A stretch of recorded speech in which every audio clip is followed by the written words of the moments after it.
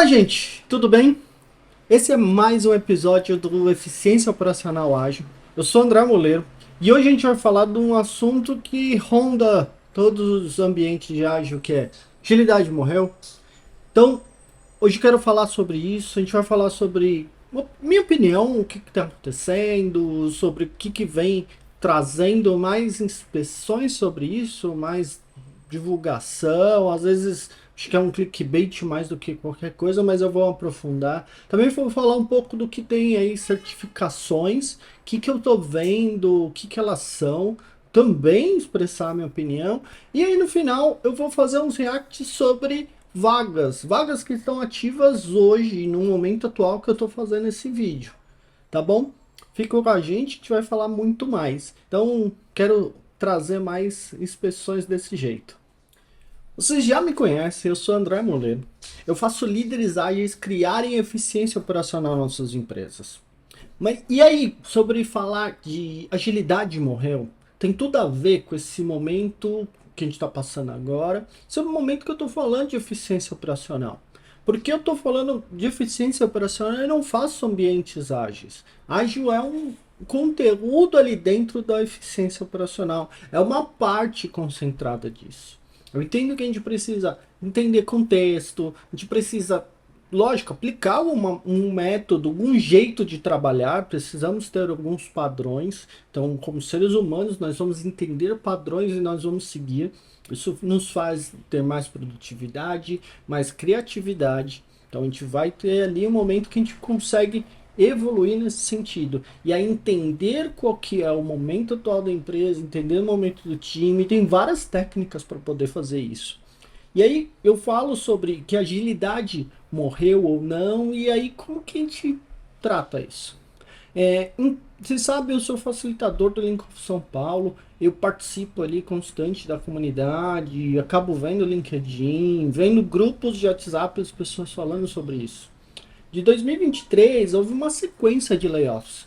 Várias pessoas demitidas e isso também afetou quem trabalha com métodos ágeis de maneira geral. E eu vejo que ali, no começo da pandemia, eu diria que ali, antes da pandemia, 2019 já estava nesse movimento, 2020 impulsionou isso. Houve uma quantidade muito grande de pessoas trabalhando com agilidade. Porque as empresas estavam falando, poxa, a gente precisa agora ser muito adaptativo. No, em março ali, principalmente ali, se tratando do Brasil mesmo, houve um momento de lockdown. E aí as empresas se tiveram uma conscientização, falando, nós precisamos nos adaptar. Vou dar um exemplo de bancos.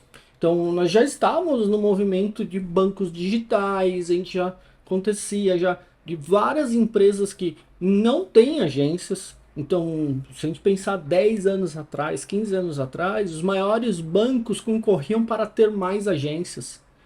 E hoje a gente não vai em agência bancária, porque muito do modelo bancário começou ali com esses bancos digitais que começaram a falar, a gente não precisa de agência, você faz tudo na palma da sua mão, com o seu telefone. Então a tecnologia foi permitindo isso. O que aconteceu com a tecnologia e esses bancos digitais faziam?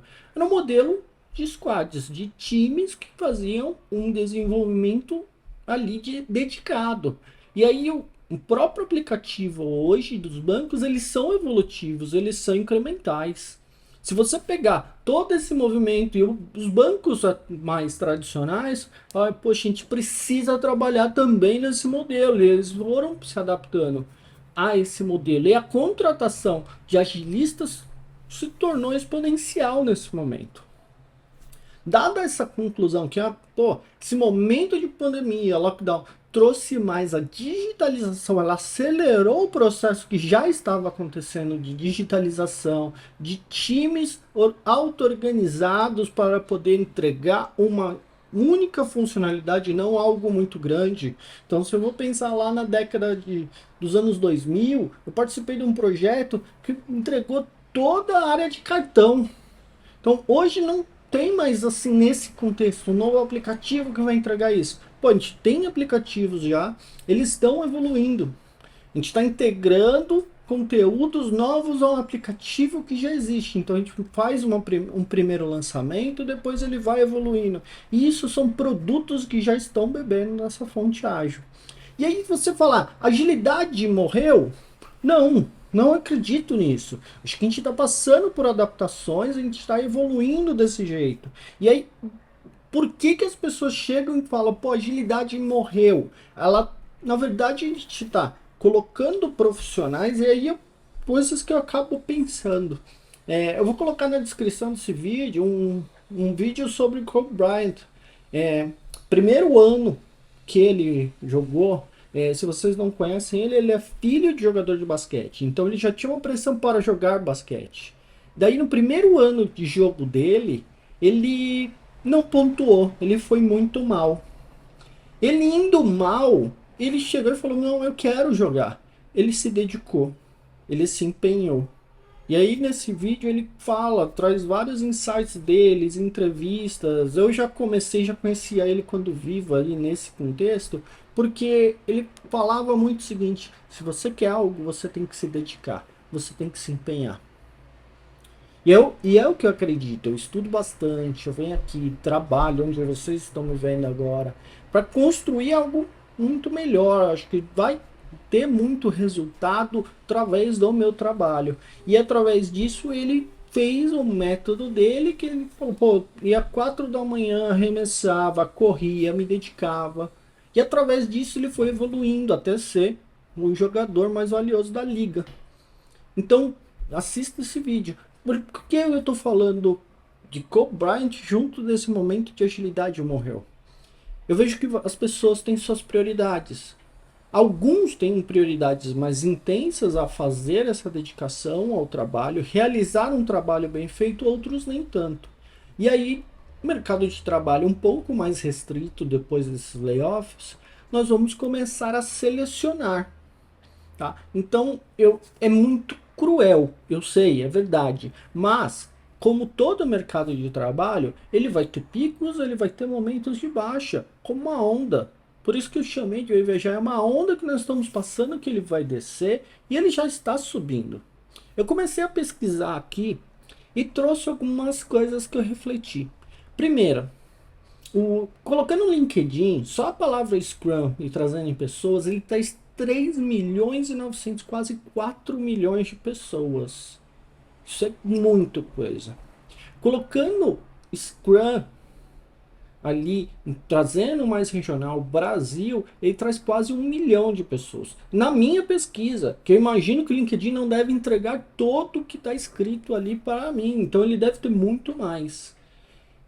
Entrando ali em eventos, já fiz o Sampa Ágil, participei recente do Linkoff presencial ali. Então, tem muita gente indo. Tem empresas querendo fazer. Acho que o que está acontecendo nós temos profissionais e profissionais. E aí a gente tem que saber evoluir e poder pegar essa onda certa em momentos de empresas. Então, quando a gente coloca ali essa situação, tem coisas boas e ruins acontecendo. Coisas boas que temos oportunidades e temos fraquezas, né? Temos que ir atrás dessas fraquezas e combater elas. Tá? E a outra é que a gente pode colocar mais gente trabalhando de uma maneira especial e nos adaptar a isso. Eu li um artigo recente aí do Antônio, que falava sobre agilidade 4.0, a evolução necessária para um impacto do mercado. Ele falava do agilista mecânico, ele falava que o agilista 2.0, agilista mecânico. Então, ser agilista mecânico é aquele que ia só atrás de cerimônias, só querer falar que pô, vamos aqui, tem que ter 15 minutos na daily, não focado em resultado. E ele fala que o agilista 4.0 está mais voltado para estratégia, como que ele evolui pessoas. Então, e aí eu penso sobre isso o tempo inteiro. Eu sempre pensei, como agilistas, como pessoas trabalhando nesse contexto, nós precisamos nos adaptar ao contexto. Precisamos chegar e falar, poxa, quem são nossos stakeholders? Como nós vamos atender eles? Quem são nossos clientes e como vamos atender eles? Há uma evolução aí que precisa ser feita. Então, concluindo, a gente pode trazer que agilidade não morreu. São as pessoas que precisam aprender e se adaptar. O momento do mercado, ele é muito maior do que o momento da agilidade. O momento de métodos ágeis. Como nós vamos trabalhar isso, depende mais da gente do que isso. Você pode chegar e falar, Fordismo morreu? Não, a parte fabril lá atrás, que era lá atrás, ainda continua, tem um jeito. Dentro do todo modelo, você pode chegar e falar, eu quero uma cor específica desse jeito do seu carro? Não, as cores que chegam através que eles produzem. Ponto. Ele evoluiu e tem vários métodos que beberam da fonte desse Fordismo. Até hoje isso é implementado. Então, como você evolui, como você trata isso, depende muito mais de você do que depender das empresas. Segunda parte, eu quero falar de certificações. Tá? Então, tem várias no mercado, a gente pode falar das principais aí, da Scrum Alliance ou da Scrum Org, que são as principais, mas tem CertProf, você tem certificações de outros materiais, de outras escolas, de outras certificadoras. Mas para mim, certificação nada mais é do que alguém está garantindo que você tem certo conhecimento.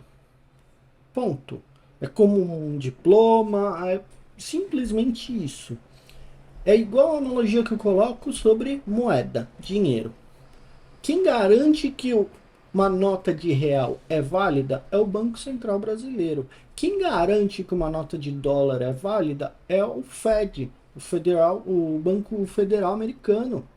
Então, ali é. Mas isso quer dizer que eu vou chegar e vou fazer um câmbio de uma para outra? Sim, você consegue dentro das leis que eles estabelecerem em comum. Mas você chegou e fez um câmbio, você vai conseguir comprar a mesma coisa? Não. Porque depende muito da cultura, da região, da infraestrutura que a região tem. Então, na hora que você vai e fala, pô, uma moeda é mais forte que a outra, uma certificação pode ser mais forte que a outra. E isso é muito da percepção, da reação, de como isso é tratado. Então, se você tem uma certificação, você está passando num crivo ali de RH, de pessoas que às vezes não conhecem sobre métodos ágeis, para chegar e falar essa conclusão. Mas isso quer dizer que você trabalha bem? Não. Trabalhar bem exige muito mais coisas. Eu tenho minhas certificações, elas são mais importantes dentro do meu currículo para me apresentar? Não, não são. Minha história, a minha experiência, o que eu executei é muito mais importante. Os networks que eu fiz são mais importantes. Então, você precisa aprender que há uma evolução constante sobre o que você está fazendo. Só garantir que você tenha a certificação não vai te trazer nada. Você ir atrás de um curso que te dá um certificado não te garante nada. Tá? Então, e aí eu vejo dentro de grupos de WhatsApp a discussão sobre, poxa, tal certificado, o certificado A, o certificado B, o simulado A para tirar a certificação. Eu separei aqui algumas coisas aqui que eu vi e agora eu estava vendo, fazendo aqui o que eu ia falar para esse vídeo, eu pensei, tipo, vou trazer algumas perguntas de certificação.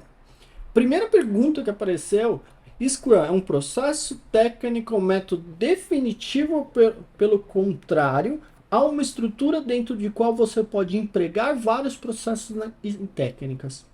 Vamos lá. Scrum é um framework. A resposta certa era isso. A resposta é não, ele não é um processo definitivo. O que ele te ajuda dentro do ambiente de trabalho? Essa pergunta. Você saber realmente isso. Tem vários profissionais que não são certificados em Scrum e são ótimos agilistas. Tem vários profissionais que não têm certificação Kanban e são ótimos agilistas. Então, você fazer um curso, é obrigatório um Kanban ou na Scrum Alliance, você fazer o curso para tirar a certificação. Então, vale mais o curso pelo conhecimento, pelo network, pela capacitação, do que simplesmente a certificação. Você saber, é um framework. Pouco importa se é um framework, se é uma técnica, se ele está falando que é definitivo ou não. E aí eu tenho várias outras coisas, tipo, outra pergunta. O que compõe o Scrum? Selecione 4. As respostas eram eventos, reports, burn down, artefatos, papéis e regras.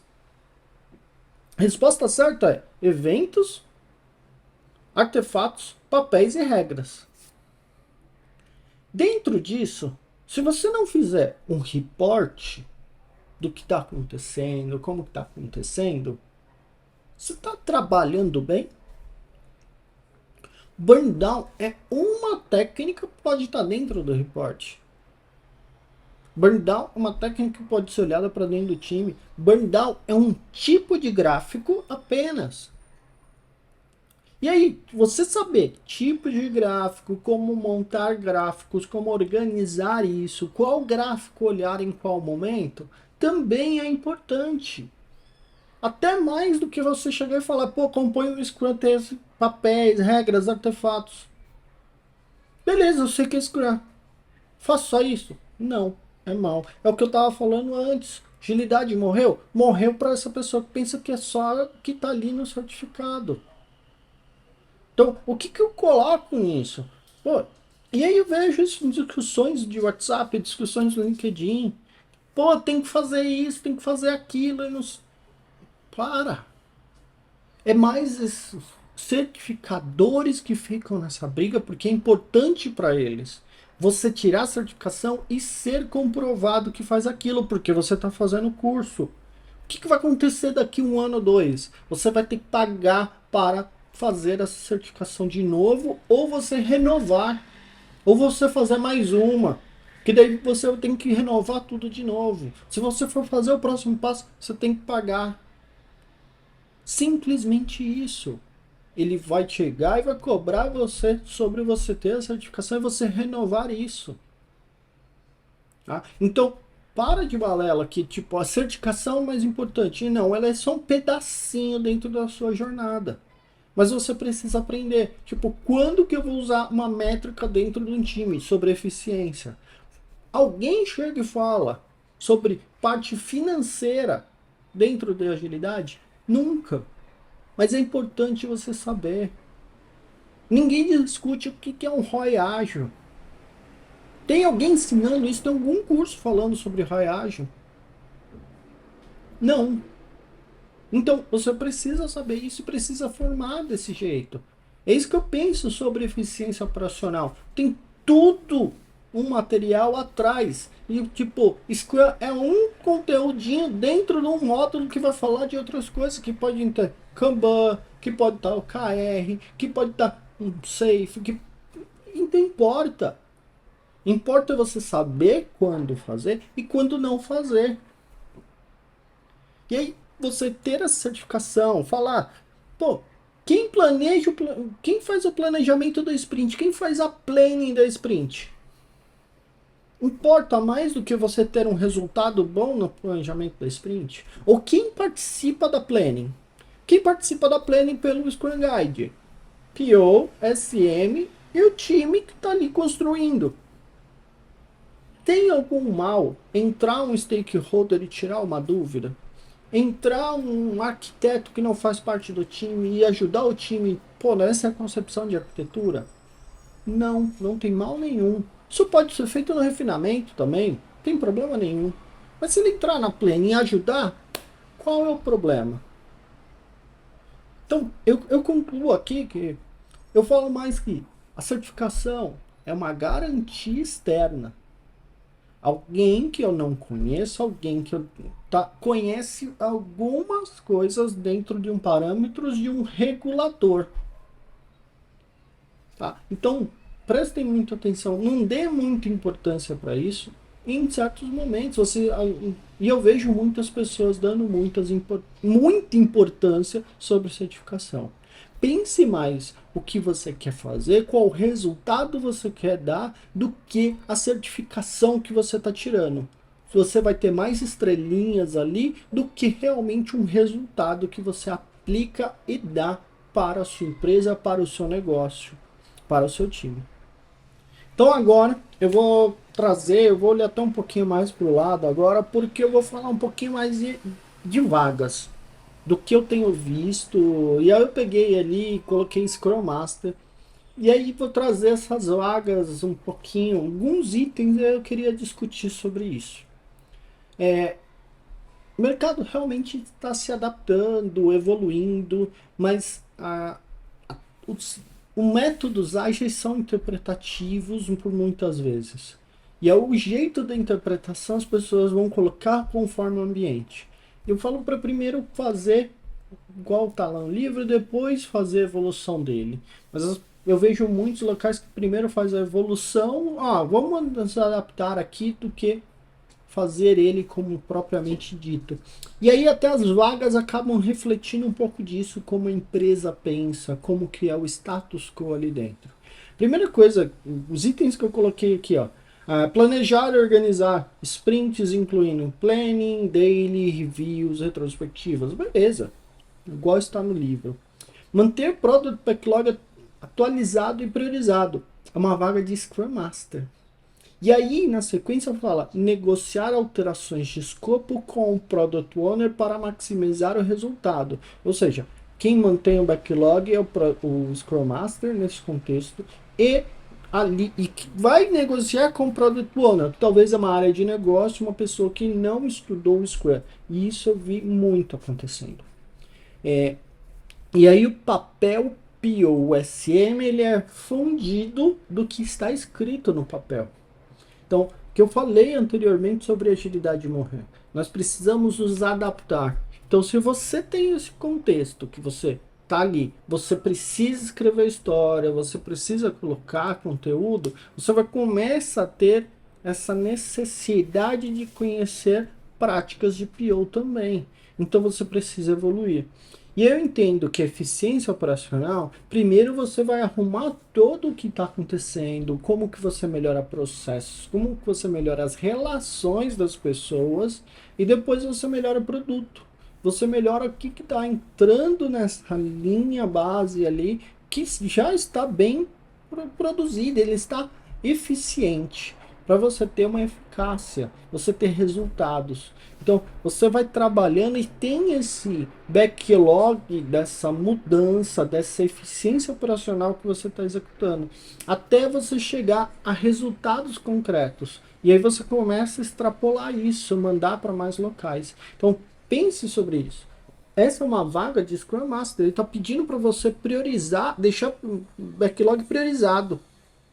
Tá? Então, você deixando o backlog priorizado é uma atividade do PO. E aí você vai negociar com alguém que é denominado PO. Eu escrevi um tempo atrás sobre PO, o inquilino do produto. Não é nem o dono. Então, e aí esse PO, ele tem vários espectros que você vai falar. Ele tem o PO Proxy, ou ele tem o PO de startup. PO de startup é uma empresa pequena, ele é o dono, ele é empreendedor, ele vai saber o que vai fazer, quando vai fazer, como vai fazer. Ele tem total domínio do negócio, ele tem total domínio de budget, ele tem total domínio do time junto participando. Então tem uma integração muito grande. Então, e aí tem os POs que, pô, eu não tenho domínio de budget, eu não tenho domínio com participação com o time, eu não tenho domínio do negócio. Tem PO que não tem domínio do negócio. E aí você começa a tratar isso, fala, poxa, o que eu preciso? Eu preciso de alguém para escrever, um analista funcional. Evoluiu o analista funcional e virou PO dentro do nosso contexto.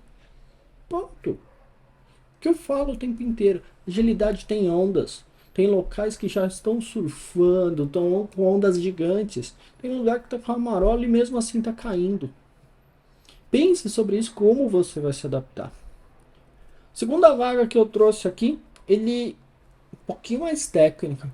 Ele fala sobre ter pelo menos 5 a 7 anos de experiência prática com codificação, agressivo em termos de gerenciamento de clientes e experiência com lidar com dinâmicas do projeto para vários tipos de engajamento. Remover impedimentos que afetam o progresso do time. Vamos lá. Impedimentos você, Scrum Master remove, mas eu costumo dizer, Scrum Master que remove impedimento é medíocre, agilista que remove impedimento é medíocre. Tá? O que ele tem que pensar? tem que pensar numa evolução. Então, se nós temos um time com 5, 6, 7 pessoas, se uma só remove impedimento, é um gargalo, é um problema. Isso vai causar mais impedimentos. Não seja o próprio impedimento do time. Então, líderes em geral, pensem como vocês evoluem as pessoas. Resolver problemas é evoluir. Se você é capaz de resolver problemas, você vai ser um bom profissional. Se você é capaz de facilitar, ser agressivo, não sei se precisa ser agressivo. Tipo, na forma que eles escreveram, em termos de gerenciamento do cliente, acho que é uma negociação com o cliente, é uma forma onde você participa junto, onde você interage. Há várias técnicas de negociação que você pode utilizar e não ser agressivo. Ter 5 a 7 anos de codificação. Nós precisamos de uma pessoa técnica.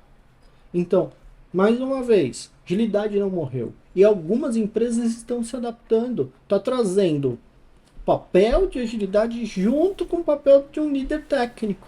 Uma pessoa que vai interagir o tempo inteiro com o cliente. E aqui esse cliente deve ser o cliente final que está contratando uma consultoria. Então, tem vários espectros, várias ondas acontecendo. Então, que nós tínhamos lá há 10, 15 anos atrás um gerente de projeto que cuidava de um time, e a gente começou a deixar isso mais equilibrado, talvez com PO, SM, tem mais papéis, eles vão mudando. Isso vai evoluir. Então, essa reação de vagas, esse momento colocando essa situação e tipo, onde nós estamos, para onde nós vamos. Você é competente nisso? O que você está estudando? Então, saber o que o time faz. E é uma crítica que eu coloco aqui, que muitos locais eu já vi, que primeiro faz o fluxo, mas não pensa no produto. O produto está muito alinhado com o fluxo está alinhado com o produto.